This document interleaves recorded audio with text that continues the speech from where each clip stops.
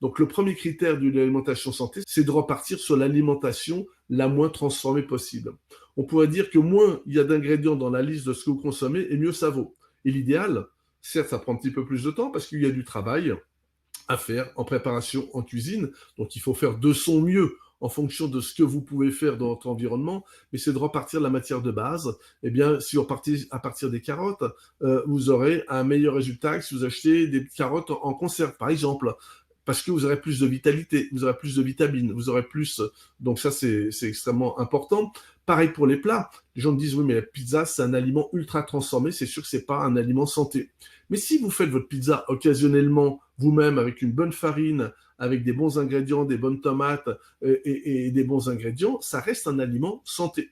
Donc, premier critère, utiliser des aliments les moins transformés possibles et les moins raffinés possibles.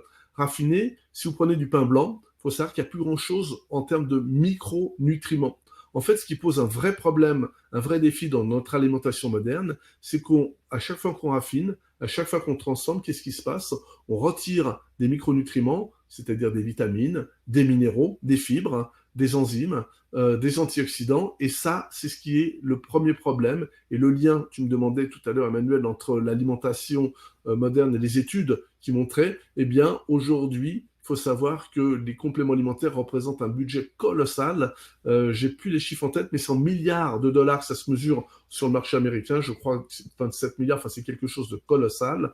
Parce que justement, comme on n'a plus ça dans l'alimentation, on va prendre des compléments alimentaires à base d'antioxydants, de vitamines, de minéraux, de fer, de calcium, de magnésium. Alors c'est bien quand le terrain est carencé pour réparer des déficiences, pour le remettre sur les rails, mais l'objectif, c'est de prendre ça dans l'alimentation au départ. C'est l'aliment qui doit remplir ses fonctions nutritionnelles. C'est parce qu'il y a eu carence qu'à un moment donné, on prend un complément. Donc, on ne fera jamais aussi bien que ce que fait la nature. Donc, l'idéal reste d'avoir une alimentation qui amène ces micronutriments. Donc, c'est quand on transforme qu'on élimine en partie. Donc, si on reprend des aliments peu raffinés, comme des céréales peu raffinées, c'est-à-dire complets ou semi-complets, parce que passer d'un aliment hyper raffiné à un aliment complet, on amène beaucoup de fibres. Il faut laisser le temps encore à s'adapter par rapport à ça. Donc, on peut faire des étapes transitoires. Donc, des aliments non raffinés, ça vaut également pour l'huile. Donc ça, ce sont des critères importants, non raffinés, non transformés.